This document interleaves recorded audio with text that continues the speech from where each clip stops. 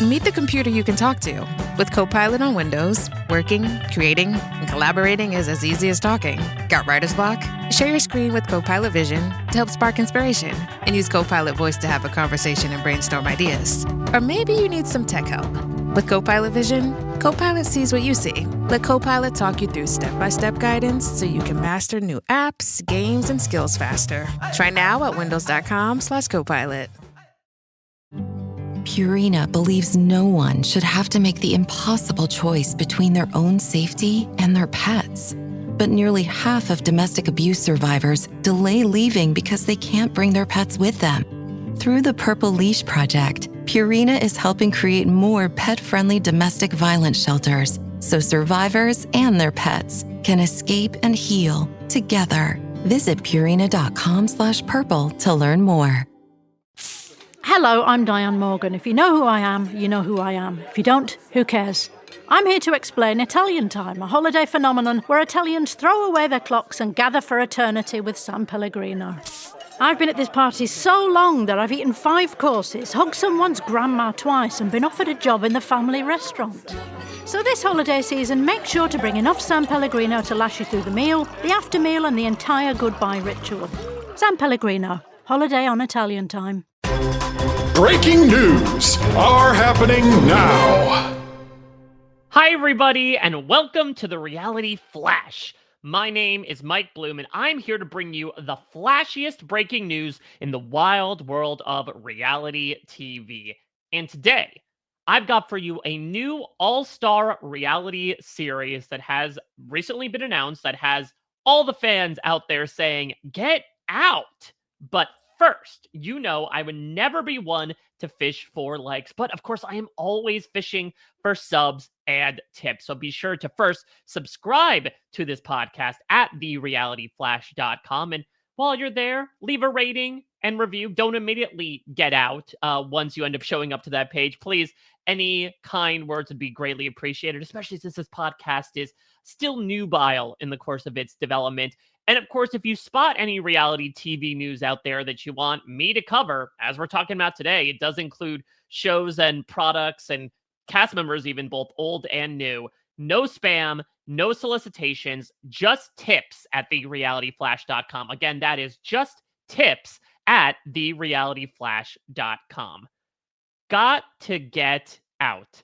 Now, that is not just something that I tell myself when I am having the umpteenth conversation with a relative at a family gathering and they ask me, "What do you do for a living?" And I got to explain all this. Gotta Get Out is also the name of a new reality series that is coming to Hulu on April 11th. Very recently announced, actually on Friday at the time that I'm releasing this podcast. So, this new show is hosted by Simu Liu, of course, Hollywood actor extraordinaire. The Shang-Chi star is stepping into the ring of unscripted TV. The former Barbie star is going out of the box in his next career choice. And we hope this show is Kim's convenient for his filming schedule. There you go. You got like 3 Simu Liu jokes out of me. Pick whatever poison you want. And I do mean poison because these puns are literal death. But yeah, they're bringing in Simu, maybe off the back of like the Joe Manganiello vein of actors coming in to take a turn at the unscripted. And he will be helming this brand new show featuring, I would not say a brand new cast necessarily, but certainly one of the oddest ones I can remember watching reality TV. So what is Got to Get Out about? Basically, the subject to which this odd sentence of an odd show is referring to is this mansion, this house that 20 different television personalities are going to be staying in. And their goal at different points in the season will be temptations, offers that might have them try to leave the premises. Here's some more details. And this is actually from People, which we'll get into a little bit more, not just the subject, but the publication. And this is from an official synopsis, I guess, released by Hulu. This says, lies and lunacy collide in this exhilarating competition series where an outrageous mix of reality icons and crafty gamers must conspire to get out. In this house, time is money. As the clock ticks up, so does the prize money. The longer they stay, the greater their chance to earn more. They can split the money equally in the end, or at any point in time, try to make their escape with the accumulated money all for themselves, leaving others to start again at $0. From wild strategies and temptations to shifting alliances and unbelievable escape attempts, the players will try any and every way to make it out of the gate and win the prize. And so I'm also going to refer a bit to a Hollywood Reporter article that first reported this entire idea of a series back in like 2023. So this is a concept that's been a bit long in the tooth, though we didn't necessarily know about its casting, specifically the reality TV side of it and the veterans that were being brought in until this cast recently released. So the Hollywood Reporter article goes into a little bit more detail as to what the mechanics are, besides, again, this sort of more boilerplate synopsis. So essentially, everyone is living inside of this house. And in the corner is sort of like a cross between a stopwatch and the counter from Squid Game, where apparently every second that they last in the house, I think they get $100, and it's a 10-day experience. So you do the math. Don't worry, they do it for you. It gets up to like a little bit over $800,000 if you stay for the full 10 days. And then apparently also over the course of this show, these players are going to be competing in various challenges to then add money to that pot as well to bring the grand total up to $1 million. Think of it, in sort of the vein of The Mole or even The Traders, of competing alongside each other in a cooperative spirit to get money into this pot. The problem with this pot is that you could compare it to a literal pot with a hole in the bottom, consistently draining water or funds. Because basically, what's going to happen is people will be minding their own business, going about their day to day in this house, just watching time and money tick up. And then at certain points, the gate to the house will open and a getaway car will show up. And it'll present an opportunity for these cast members to essentially walk out of the game. If they do choose to walk out and they get past the gate and into the car, however much money is showing on that timer, they bank. They basically walk away from it. So think about these personal offers that come in Deal or No Deal Island, or again, The Mole. But instead of just taking money that's sort of given to you by production, you are basically taking the money that everyone, including yourself, has raised so far. But there is a bit of a catch. You can't just wait for the opportune moment and then say, see you suckers, and, flip the double bird and then walk out thousands of dollars richer, because there's also apparently a big red button, staple style, I suppose, though this seems far from easy. And if somebody catches you trying to leave and bank that money, they will hit the red button. And apparently, I don't know, like I'm thinking Lost Swan style, like klaxon goes off, lights start flashing on and off. But most importantly, the gate will lock, preventing your escape. So this is going to present a lot of really interesting dimensions. I mean, the first thing that comes to mind for me when I think of this concept is the prisoner's dilemma, which, if you don't necessarily know it, is this classic economic analogy where two people are brought in for questioning about a crime they committed together. And basically it's, okay, if you confess to committing this crime, you will get a shortened sentence and your partner will get the increased sentence. But if they both end up saying that they did not commit the crime, both of their sentences are shortened. It comes down namely to an idea of when it comes to individualism versus community. And that has been sort of the lifeblood of reality TV, right? Going all the way back to Survivor, this idea of trying to build camaraderie with a group for a day-to-day existence when, at the end of the day, 39, 26, what have you, you are in it for yourself. And so it's going to largely, I think, exist this main conundrum as to how much are you willing to kind of sit on your hands?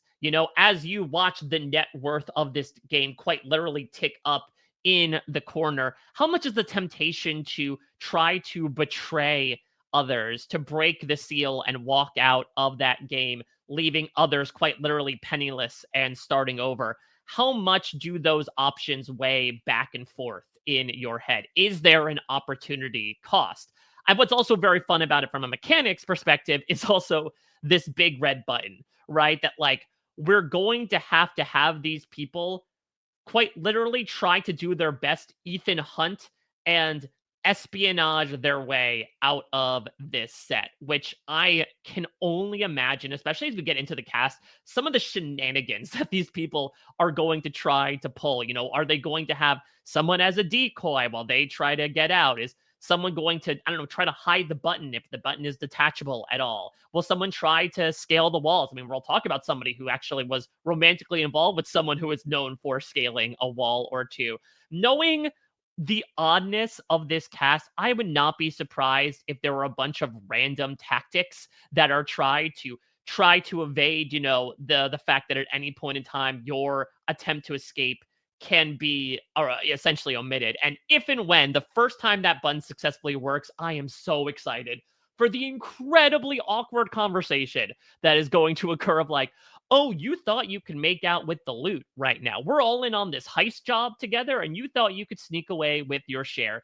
Let's face this together. From what has been advertised to us, there doesn't seem to be any mechanism of eliminating anybody, which is interesting given the fact that there are, I believe, 20 cast members. So are they going to be there the entire time? We talk about temptations being introduced. Will there be times where you do vote other people out, like The Trust, that Netflix show?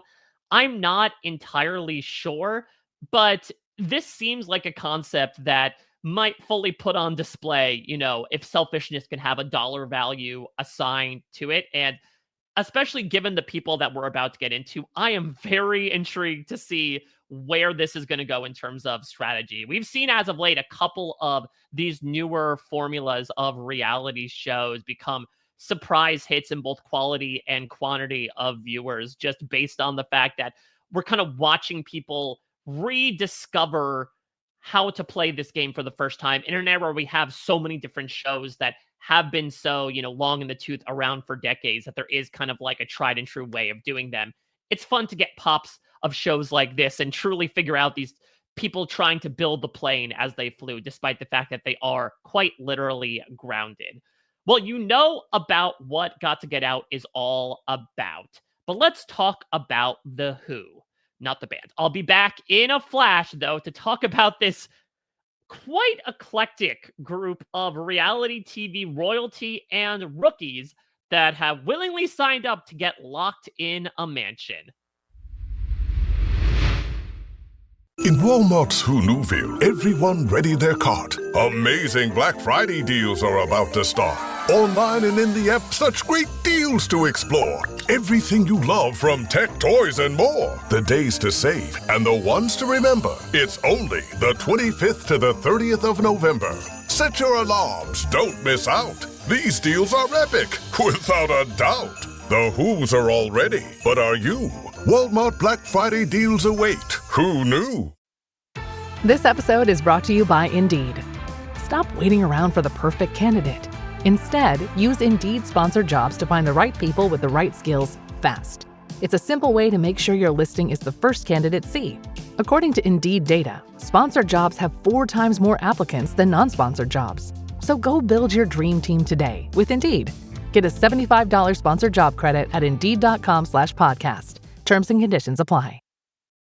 Hi, I'm here to pick up my son Milo. There's no Milo here. Who picked up my son from school? Streaming only on Peacock. I'm gonna need the name of everyone that could have a connection. You don't understand. It was just the 5 of us. So this was all planned. What are you gonna do? I will do whatever it takes to get my son back. I honestly didn't see this coming. These nice people killing each other. All Her Fault. A new series streaming now only on Peacock.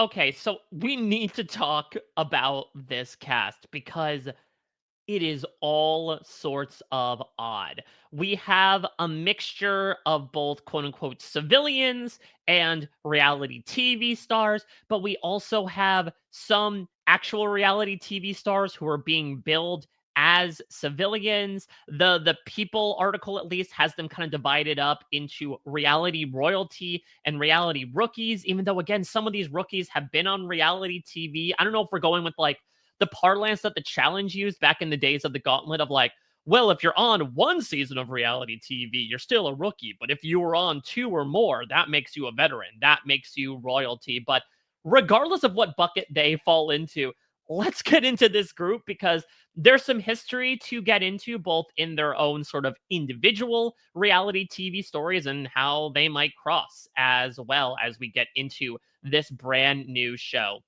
So I'm going to start with the reality TV royalty, I guess you could say, again, in quotations, the more well-known people in this cast. I'm going in the order that the People article put them out, so I believe that's an alphabetical order by last name. And so we're going to start with Cynthia Bailey. So Cynthia Bailey, of course, most famously known for her time on The Real Housewives of Atlanta. She was on for 11 seasons, but she's kind of stayed in the Bravoverse since. I believe she was on the first season of the Peacock spinoff Ultimate Girls Trip. I think she's shown up as like a friend on Atlanta ever since. But fans of competitive reality TV might remember that she made an appearance on Celebrity Big Brother 3 about 3 years ago at this point, where she, somewhat controversially, her and Carson Kressley kind of were the two people telling each other exactly when they were, coerced or convinced to go against fellow Bravo-leb Shayna Moakler by Todrick Hall. And I believe Cynthia actually set a record in that season. She ultimately goes on to finish in third place. She's the final person evicted. But I believe she is the first person in Big Brother history to compete in every single challenge that season, every single competition, and not win. So she is in need of a W at this point. She might get a big one here, $1 million one here on Got to Get Out. So let's talk about Demi Burnett. Demi made her reality TV debut as one of the contestants on Colton Underwood's season of The Bachelor back in 2019. And Demi, I think she would tell you firsthand that she is in a very different place over the past 6 years. I mean, even as recent as the second time she appeared on reality television, which was her 2 stints on Bachelor in Paradise. So she is more well known for her first stint, where actually she makes history as well by becoming, alongside Christian Haggerty, the first same-sex couple in the American edition of Bachelor in Paradise. The two got engaged both on the show and on the after show. Unfortunately, it did not work out, but definitely breaking some barriers as, Demi became more open about her own journey with her sexuality. Also, what's really interesting about Demi is that she is someone I have podcasted with in the past. I actually had her on an episode of TV for Real with Sasha Joseph, where she talked about her love for Shogun. She loves a lot of TV. And what I'm really intrigued by with Demi is the fact that she's a huge fan of Big Brother and Survivor. And listen, there's only a little bit of crossover with this one. Maybe she was hoping for a Traitors-esque series of casting where she had some living legends alongside her. But she does have a lot of knowledge of these social strategy games that, depending on the direction this show goes in, could work out really interestingly for her. Val Chmerkovskiy. So Val, of course, one of the mainstay pros right now on Dancing with the Stars. He's competed on 20 seasons out of 33, 34 at this point, the vast majority of them. He won 3 seasons, most recently with Xochitl Gomez, of course, in 2023. He is the second of his family name to appear on one of these types of reality shows to make the arabesque the leap, if you will, to competitive reality TV, considering that his brother, Max, who is also a former Dancing with the Stars pro, appeared on The Traitors season 2, where unfortunately, he was, saddled with the Traitors label very early on and was, I think, the second person banished at the round table. So he's hoping to improve his family name with Got to Get Out.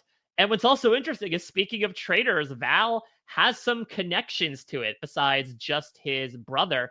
His past 2 out of 3 partners besides Xochitl were standouts from their respective Traitors seasons. Speaking of Real Housewives of Atlanta, he recently was with Phaedra Parks following her star turn on The Traitors. And recent Traitors winner, Gabby Windey, was Val's partner as well a few years ago, and they finished in second place. But he's hoping for that proverbial mirror ball trophy this time around. Let's go back to Bachelor Nation here with Claire Crawley. So Claire Crawley was the runner-up on Juan Pablo's season of The Bachelor, which was a little controversial in the way the lead was regarding some of the people who were vying for his heart. Claire unfortunately did not win his heart or the ring, and certainly made her opinion known at the Women Tell All about how she felt about the way that he was treating her, spoke about her both to her face and to the camera. And it was something that earned a lot of kudos and brownie points from Bachelor Nation. Claire then appeared on 2 seasons of Bachelor in Paradise and 1 season of Bachelor Winter Games. Remember Bachelor Winter Games? Absolutely wild. She did get engaged in the Bachelor Winter Games, but unfortunately, as winter turned to spring, so did her heart thaw, I suppose, and melt, and she ended up breaking off the engagement. What she's probably most well known for is that she was eventually made the lead of her own season of The Bachelorette, season 16 in 2020. One of, I think, the wildest Bachelorette seasons, just in terms of eventfulness, because what happens is Claire immediately falls in love with this guy, Dale. She gives him the first impression rose. He's very high on her list in terms of possible suitors. And it gets to the point where we start, obviously, episode 1. End of episode 3, Claire is like, I think I found the one. Stop the competition. Nobody comes even close. I don't want to drag this out anymore. And indeed, Claire walks off into the sunset with Dale, leaves the franchise of which she is the lead. And then they bring in Tayshia, and then everything happens with COVID. Again, it was an absolutely wild time in Bachelor Nation. And things did not necessarily work out for Claire and Dale, but I'm intrigued, in a game that is all about knowing when to hold them, knowing when to fold them, and specifically knowing when to walk away. Claire certainly has some experience with that. Rashad Jennings. Yeah, a little weird to say Rashad Jennings is reality TV royalty, right? But technically speaking, this guy has what some of these people do not in terms of the realms of competitive reality TV, a win. So Rashad Jennings is probably most well known for the fact that he played several years in the NFL as a running back between 2009 and 2016. I believe it was for the Jaguars, the Raiders, and at the end, the Giants. And then he retires from the NFL, and months later, he goes on to Dancing with the Stars, and he wins. He wins alongside partner Emma Slater. I believe Val was also on that season, so not sure if they have a connection. I believe he was the 4th NFL player in the show's history to win. And ever since then, he's been doing some turns on other random shows. He was apparently a guest co-host on Catfish with Neve Schulman in 2019. He was a contestant on Guy's Grocery Games in 2020. We don't know how athletic these challenges are going to be, or if they're going to stay in the house the entire time. It might be shades of like the goat swim across the pool, but if they have to show off their athleticism at all, I do feel like Rashad might be up there in terms of the biggest assets, 1A, if you will, in terms of a draft capital. Let's talk about Susan Knowles. So Susan was a standout on the first and so far only season of The Golden Bachelor, which of course finished a contestant pool of primarily older contestants. Susan, who is probably most well known for her resemblance to Kris Jenner, was able to make it to the final batch of eliminations before the final 3, finishing essentially in a tie for 4th. So I'm intrigued to see where the connections are with Bachelor Nation. I'm not as tuned in, obviously, so I don't necessarily know if are the spinoffs affiliated with those that are in kind of like more of the flagship shows. I'm not entirely sure, but it'll be intriguing to see what Susan is going to do inside this house. She is a wedding officiant, so I think she can talk a lot about how much alimony is needed to be paid for, not on her end, but I think for a lot of these people when it comes to how much they might need the money. Omarosa, the name that has really become one of the most defining of especially the early days of reality television. I would call her one of the OG villains, probably one of the most well-known villains that has existed in the history of the genre. Before the uninitiated, before she was a one-namer, she was a three-namer. Omarosa Maginalt Newman, I believe her name was. And she originally debuted on the first season of The Apprentice, which has also now shown up streaming on Amazon Prime. So if you've not had the Omarosa experience, you can go check it out right here, right now. But she obviously was somebody that made a huge impact in this world as branding herself as sort of like one of the most vocal, confrontational people on that original season, makes a big cut in that game to the point where she is actually brought back on The Celebrity Apprentice 2 times over. Like, she is the only contestant to actually cross over from what's known as the civilian version to the celebrity version. She was even on her own dating show called The Ultimate Merger in 2010. And then Omarosa was able to parlay, her experience with her then host, Donald Trump, into a political career. Of course, she infamously served in the first version of the Trump White House for less than a year in 2017. And I think maybe one of the reasons Omarosa signed on is she saw the title Got to Get Out. She said, is this effing play about us? Because obviously she went out with a lot of controversy attached. She's opened up a lot since about her time in the Trump White House, namely on what she jumped into following her time in Washington, which was returning back to reality television. Of course, she was a big part of the first season of the US version of Celebrity Big Brother, sort of brought in as like the big, 11th house guest, made it all the way to finale night. I did not know this before I did some research. She actually went to Australia and competed in basically their celebrity version known as Big Brother Australia VIP a couple of years later. And apparently she was the first evicted at the hands of HOH Caitlyn Jenner. No comment. But Omarosa recently showed up on House of Villains, where again, she made a deep run, prompting, maybe one of the top 10 Tiffany New York Pollard sound bites out there, which is saying a lot for Tiffany New York Pollard. So I would imagine this is going to be one of the big stars of Got to Get Out, alongside this guy. What a year it has been for Spencer Pratt. So just as a bit of a background here, Spencer first showed up on our screens on The Hills when he was dating Heidi Montag. Of course, has subsequently become his wife, mother of a couple of kids. The two of them became Spidey. They became monogamous with each other. And much like Spidey's, they found themselves kind of difficult to kill at certain perspectives. Even after The Hills went away, they found themselves popping up at different points here and there. They've been on I'm a Celebrity, Get Me Out of Here. They've been on The Celebrity Big Brother in the UK, and then returned for a second season in the UK. I think they were once described by, maybe Al Roker as, quote, everything that's wrong with America. For those that are really dyed-in-the-wool fans of RHAP. And actually, this was recently brought up on a podcast with Bryce by Rob. You might remember the Spicin' Hour, where one of the many shows Spencer and Heidi did was Celebrity Marriage Boot Camp or something. And that's who it came into contact with Tyson Apostle. Then the two of them appeared with Rob to recap the show. And then it just kind of had a long tail afterwards into just checking in with whatever the hell is going on with Spencer Pratt in the week on the Spicin' Hour. But he's hoping for more than an hour in this game. And what's really interesting is, completely coincidentally, this is after Spencer had filmed Got to Get Out. Him and Heidi lost their home in the Pacific Palisades devastation, the forest fire that happened there. And I feel like he has sort of had a bit of a comeback with the internet, where he's talked a lot about his situation. He's opened up. There have been people that have been supporting him and Heidi and her music subsequently. So to have his return to the screen in a major way following that up, it could either continue the trend or perhaps undo a lot of goodwill. We shall see.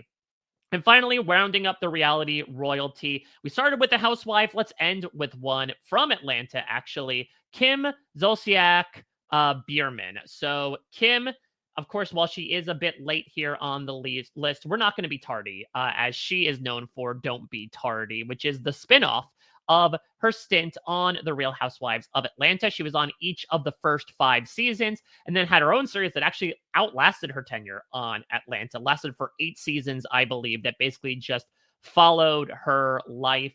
She was on The Surreal Life in 2024. And it's also very fun that I think a lot of people, when The Traitors first came out earlier this year, said that Carolyn was like a tattooed Kim Zolciak. So I guess this is sort of like a Blake skin canvas Carolyn Weiger. If Carolyn went to the tattoo removal place and they had a really good laser doing the job, that's who ends up coming out here. And again, what's very fun is that she has this connection not only with other housewives, but Cynthia in particular. So they know each other. Will that be the thing that works for them or completely against them?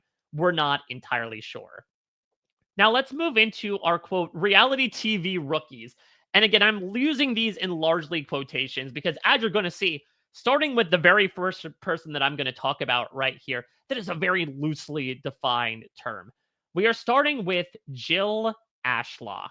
So Jill was, I would say, one of the standouts of a reality series called Outlast that aired on Netflix in the beginning of 2023. That those that are not aware, Outlast was a series where they basically just stranded 12 people in the Arctic wilderness, and the goal was just survive as long as you can. And again, as I mentioned before, what's interesting about some of these newer shows is that like people are kind of building the rules for this in-home society as it goes along. And was Jill really pushing the limits of those rules, considering that she was one of the first people to really engage with some of the more elements of subterfuge and sabotage. I would call her one of the primary antagonists of Outlast. For instance, she had some of her team members sneak into another team member's camp and steal their sleeping bags so that they basically couldn't continue in the game because they were sleeping in like sub 30-degree weather every night.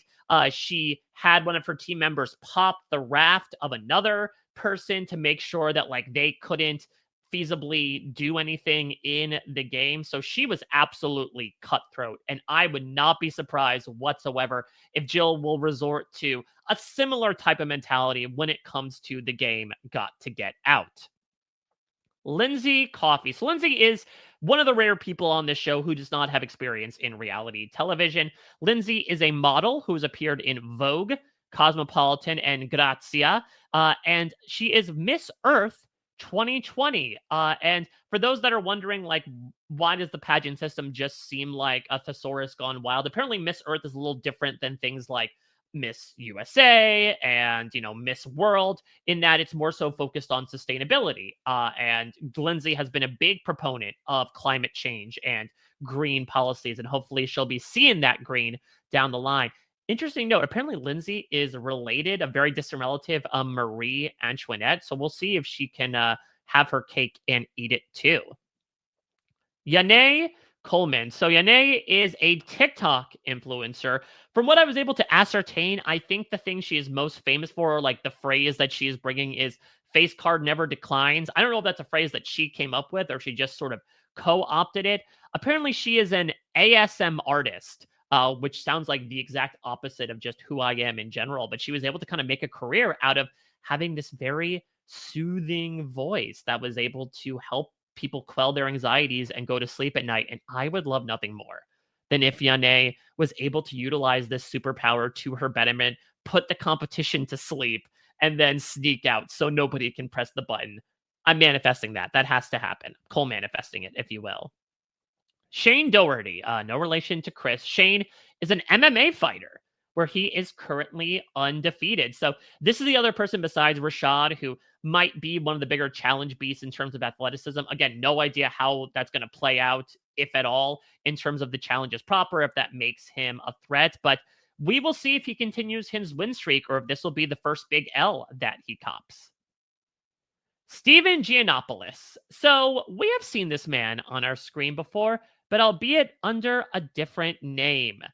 Gino. So 3 years ago at this point, Gino was on Big Brother Canada Season 10, which I will spoil a bit of, but please, highly recommended. RIP BB Can. And this is maybe a reminder as to how freaking good it can be. So Gino was this kind of like soft-spoken firefighter. He struck up a showman's pretty early on, but he is most well known for a lot of the calamity that led to his eviction, where there was basically a situation where he was in an alliance of 4 people. One of them had to be nominated as a renom. And so the HOH had them draw gummy bears out of a hat, a random draw to figure out who the renom would be.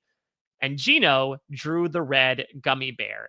He ends up getting nominated, but it's fine. The alliance is going to vote to keep him, except he was shown as too much of a threat that half of his alliance turned on him and evicted him in 7th place. So I'm really intrigued to see Gino making his way south of the border here, albeit under a different name. And again, him serving and Jill as well as like, you were on reality TV and yet you are a rookie at the same time. Steve Helling. So this is a guy who is involved in reality TV, but maybe not in the way that you necessarily think. And I mentioned People before. Steve currently works as a senior national news reporter for the New York Post, but he, before that, was reporting for People magazine from 2000 to 2023. And he actually covered a lot of reality TV. I know Steve. I've communicated with Steve in the past. He's covered some of these shows that we know and love. But Steve also has some on-camera experience. He has been the host and creator of a show called Murder Made Me Famous. So we shall see if now there's a different type of thing that can make him famous as well. Nick Metzler. Nick is a board game designer, and talk about someone else who has an interesting tangential connection to the world of reality TV. I did a little bit of digging onto Nick's website, and it's revealed that Nick is not only a former Survivor Dream Teamer, he's actually a pseudo Survivor Challenge creator. There was one challenge in episode 3 of Survivor Cagayan. We know it well. It was the boot of baby boy Bryce Isaiah, where Nick apparently, as a Dream Teamer, came up with this giant table maze that, was circular in nature and had to have people pulling on ropes to have the ball going in and out of the certain paths that it wanted to. That was all Nick, and perhaps proved the game design quality that this man has had. He's gone on to make a couple of big games. Hail Hydra. He made the Jumanji official board game, so maybe he can determine once and for all if people go into Jumanji or Jumanji comes out of Jumanji and then it becomes Jumanji. What's interesting is on Instagram, Nick said that he actually was going to pretend that he was an artist, not a board game designer. So I'll be intrigued to see if that lie holds or if he's just going to look around and see Spencer Pratt and Omarosa and be like, yeah, I don't need to necessarily hide anything about myself. These people are completely ridiculous. Stein Retzlaff. Not only does that sound like the name of some sort of B-movie action hero, but Stein's kind of living that life.